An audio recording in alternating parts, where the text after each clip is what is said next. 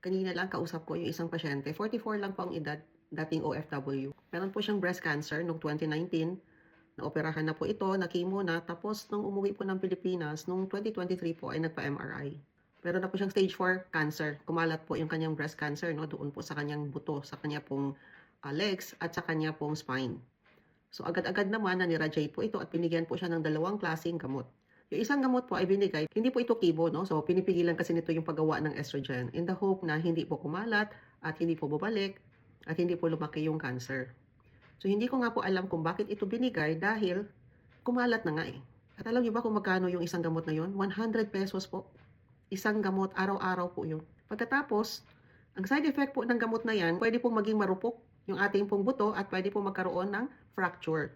Kaya binigyan naman siya ngayon ng pangpalakas naman ng kanya pong buto na nagkakahalaga naman ng 4,500 kada buwan.